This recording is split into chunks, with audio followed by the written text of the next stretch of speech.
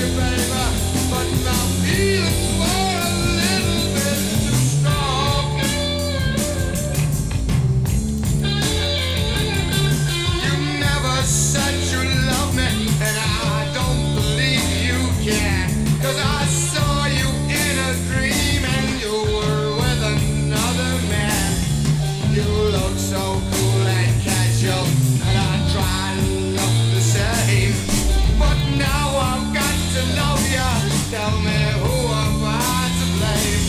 I was born without you, baby, but my feelings were a little bit too strong.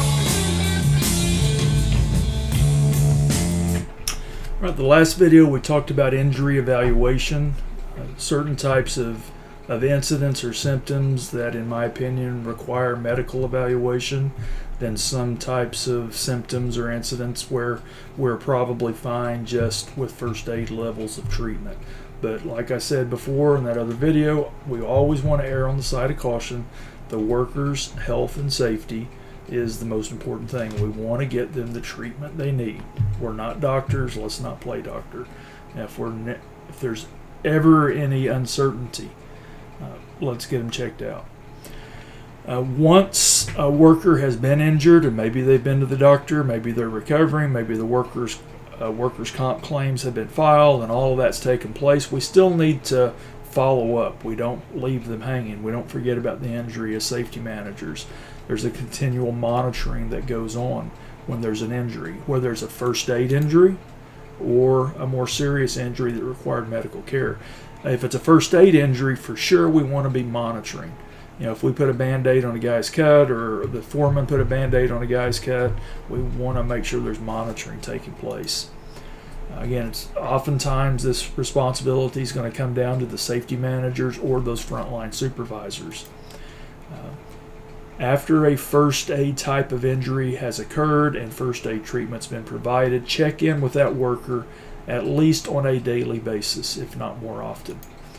Ask them these types of questions. Do you feel better? Has the swelling gone down? Are you changing the bandage? Do you need any help changing the bandage? Has there been any color change? Has there been any change in your range of motion? Let's say it's a orthopedic type of situation. Does the wound appear to be healing? And you might even ask to see the wound to make sure to put eyes on it yourself to make sure that it does appear to be healing.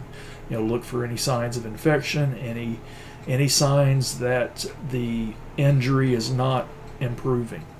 If the symptoms are worse, if it doesn't seem to be healing properly, then you might want to get them in for a medical evaluation. And if worse or not improving, get them in to see a medical professional. And don't take any chances. And I told you the story about the scrape that turned into an infection. Proper first aid might have prevented that, but proper follow-up should have been provided to monitor the improvement before it got to the point where hospitalization was required. If it's a medical case, you're going to ask a lot of those same questions that were on the previous slide. Are you feeling better? Are symptoms improving? Are you healing up? Those types of things. Again, a lot of the same questions. But you want to stay in touch with the worker and monitor their improvements. Also, make sure they're making their appointments. Ask, when is your follow-up examination?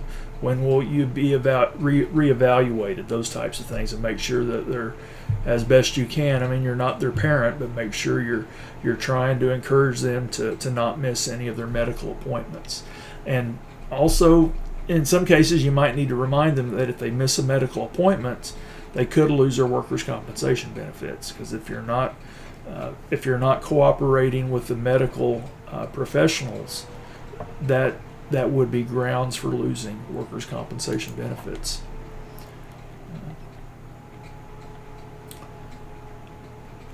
And one thing, if it's a medical case and there were missed work days or restricted work days, there's going to be at least one follow-up. exam. And there may be some injuries though where there's not a follow-up examination, but most of the time there's going to be some kind of follow-up required. Ask them if they're taking their medication the way they're supposed to. Are they following their restrictions? We'll talk more about this when we talk about modified duty. Workers need to be following the restrictions. If there's a 10-pound limit on lifting, they need to pay attention to that and not overdo it.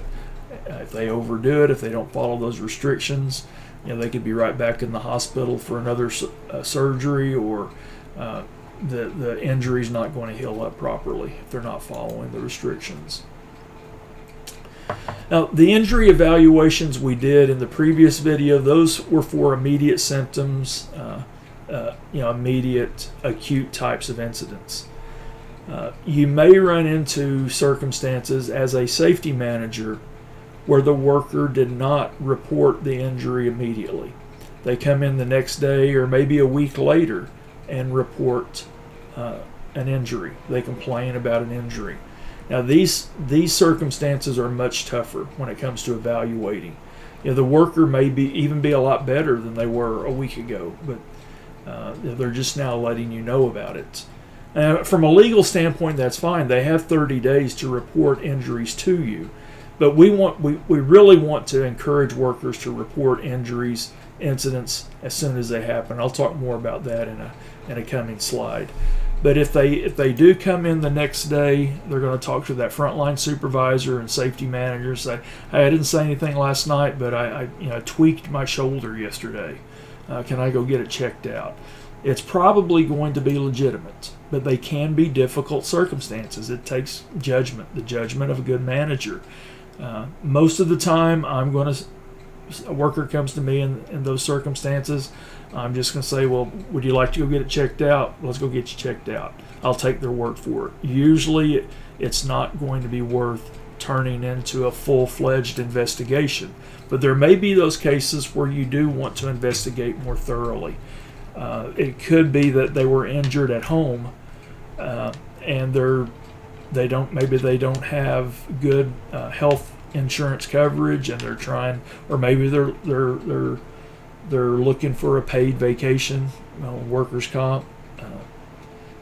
Who knows? There are those fraudulent cases that happen. They're rare, but they do happen. And if we get the hint that there may be fraud involved, that they really weren't hurt at work, they're just coming in the next day or the next week saying they were injured, then we might want to investigate. One of the things that would be looked for in an investigation are there visible signs of injury. If they say they sprained their ankle, well, show me your ankle. And if it was a week ago, there may not be any swelling or discoloration a week later. But always, that's one thing we can look for is any visible signs of injury that would back up their claim that they were injured. Also, have them explain how they were injured in detail. Say, hey, okay, I need to make a record of this for our investigation.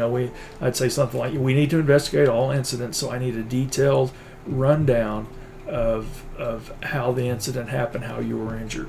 And a lot of times you can tell when if they are not being truthful, you can tell when they're making stuff up. But let me not get too far down that path. I don't want you to think that I think workers are fraudulent. Most workers are not. I'd say 99% of workers are honest. When they're injured, they're going to say they're injured. They're not going to make stuff up. There is that 1% out there though that we have to do our due diligence. We have to do our investigations to see if there might be fraud involved. Again, and a lot of times you have them explain how the accident occurred. Have them do a walkthrough with you where the accident occurred. You can see holes in their argument or in their story if it's not a legitimate injury. Also, were there any witnesses? A lot of fraudulent workers' comp cases, there weren't any witnesses, and if there aren't witnesses, that alone can be grounds for contesting the claim. But like I said before, I'm going to ask them most of the time, especially if I know the workers, and this goes back to the importance of knowing your workers, knowing the people, hiring good people.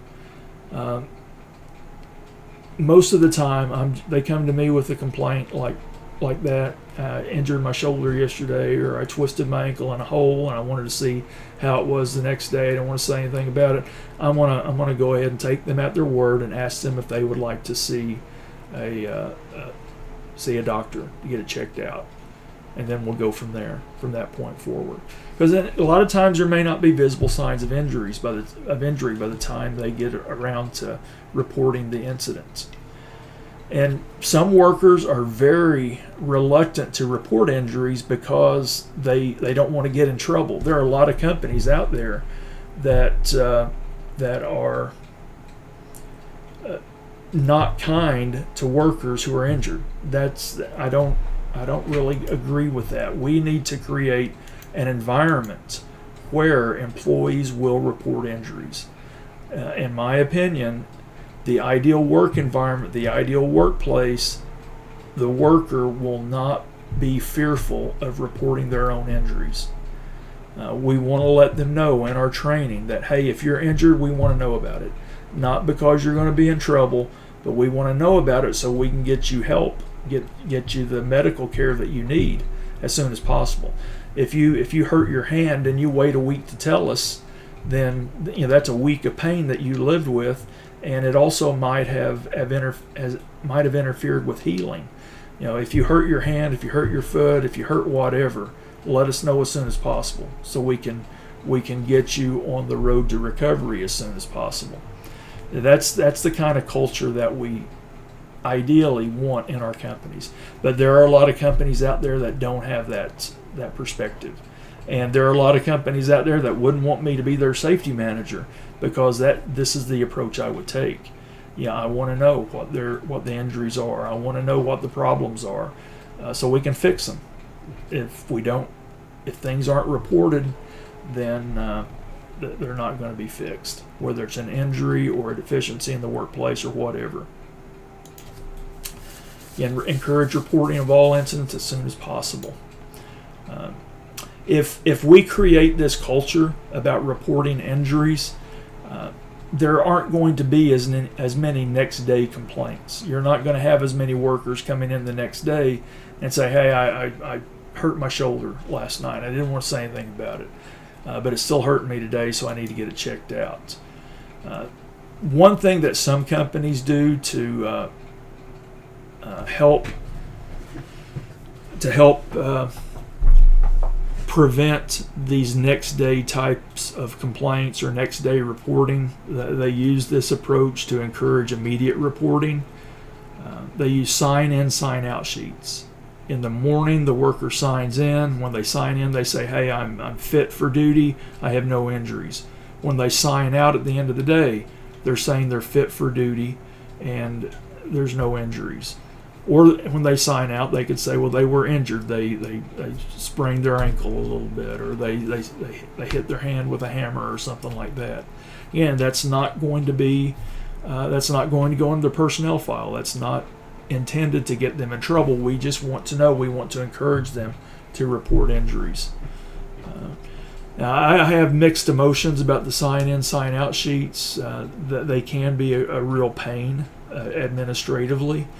I think the intent is good, but I would rather forget the paperwork and just create this culture where they're comfortable coming to you with their injuries. You want to create this culture where they know that they're not in trouble because they got injured. And then if you can get them to that point with that understanding, then you're going to be in pretty good shape. A few more slides. A few questions that are commonly asked when it comes to the claims process and medical treatment. The first question, used to hear it all the time. Can injured workers choose their own doctor? Under Oklahoma workers' compensation law, workers cannot choose their own doctor. if the employer provides reasonable care within 5 days of the injury being reported. So if the worker reports their injury, let's say on a Monday, and by the following Monday or Tuesday, the employer still has not made them an appointment with a doctor or an occupational health care clinic, then that is when they can choose their own doctor. But if the employer provides reasonable care within 5 days of the injury being reported, the workers cannot choose their own doctor if it's a workers' comp case. Another circumstance where workers can choose their own doctor would be if it's an emergency treatment scenario. If an emergency's occurred, you need health care immediately, diagnosis and treatment immediately, then the worker can choose their own doctor. When it comes to choosing doctors, companies should pay attention to their medical providers. They want medical providers that will not be overly conservative in their diagnosis. They want medical providers that are going to be objective and fair to both sides. And you're going to want providers who aren't afraid of malpractice lawsuits. Also, and this may be the biggest issue of all to look for. Look for medical providers who aren't going to milk the workers' comp system. The most serious form of workers' comp fraud, and we'll talk more about it at the very end of the semester in the last unit, but the most serious, the most expensive form of workers' comp fraud are doctors who take advantage of the workers' comp system for millions and millions of dollars in some cases.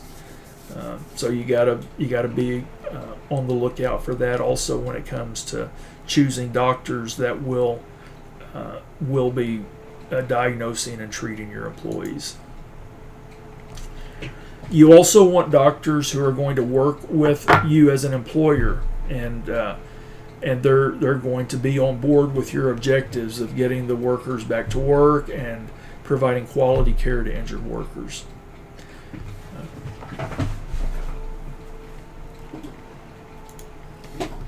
Another question that comes up: who decides if a second opinion is needed?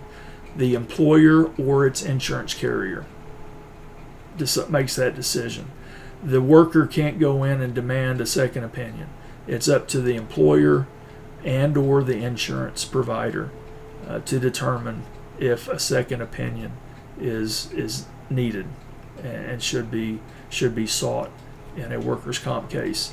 If the employee is not happy with that, then they may retain a lawyer if they believe the medical diagnosis and prognosis is incorrect. That's why you would want a second opinion. If you didn't trust the first medical provider, well, then let's get somebody else to take a look at this. But employees, if they want a second opinion, they have to go to that extreme. They have to retain a lawyer. And then once lawyers are involved, then the administrative law judges get involved, and it becomes an attorney's battle at that point.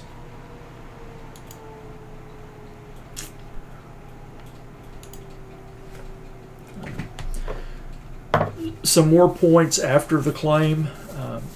As safety managers, stay in touch with the worker, stay in contact with the worker.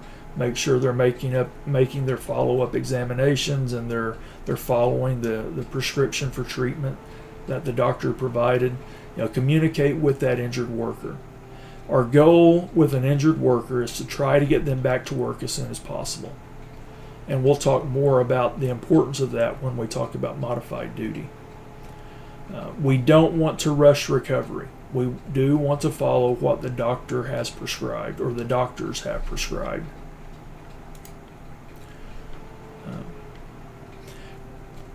One thing I need to mention when it comes to communicating with the worker: if the worker decides to hire an attorney for whatever reason, generally speaking, that closes our door for communicating with them. When the attorney is hired by the injured worker, then it becomes a battle of attorneys. We should curtail any communications with that injured worker at that point. And if the injured worker wants to talk to you, especially about the injury, and be polite, but Joe, I can't talk to you about that. You've retained a lawyer. Your lawyer should talk to the company's lawyer. Something along those lines. You shouldn't be communicating about the injury, about the claim, with that worker after they've hired an attorney. Again, it's any communication from that point forward is going to take place between the attorneys.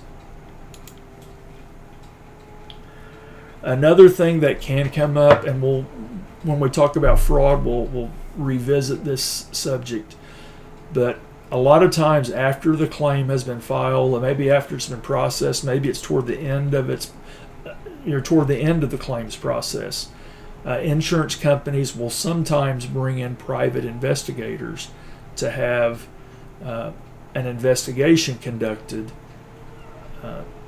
If they think it may have been a fraudulent claim, that's when they'll bring in the private investigators. In my experience, I've only had one case where the insurance company brought in a private investigator because they thought it was fraudulent. It ended up not being fraudulent, but there were some red flags that suggested there may be fraud going on, and they brought in the investigator. So that's another thing. As a safety manager, we're probably not going to be involved with it at that level. It's going to be the insurance company that's going to be requesting an investigation by a third party if they think there's fraud involved. All right, some final points. And like I said early on, let me repeat this again because it's worth remembering. Every case is going to be different. Every employee is different. Every injury is different. Even if, let's say you have two workers and they each have a broken arm. Well, because we have two different workers, that's going to be different.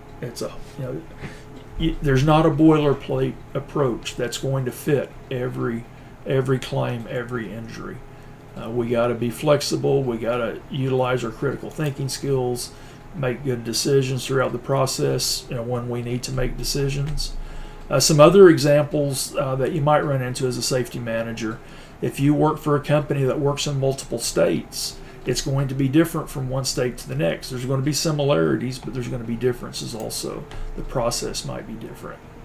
Also, if you work for a company that is on a CSIP or an OSIP project, we talked about this earlier in the semester. An OSIP is an owner-controlled insurance program. A CSIP is a contractor-controlled insurance program. Their processes, their procedures may be different than what we've discussed when it comes to the claims process. Also, in-house, different companies may have different procedures and terminology.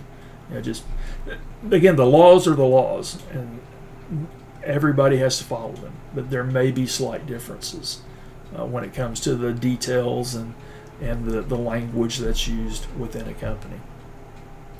All right, that's it for this video. When we come back in the next video, we're going to take a look at the types of benefits and the level of benefits that workers can receive as part of their workers' compensation.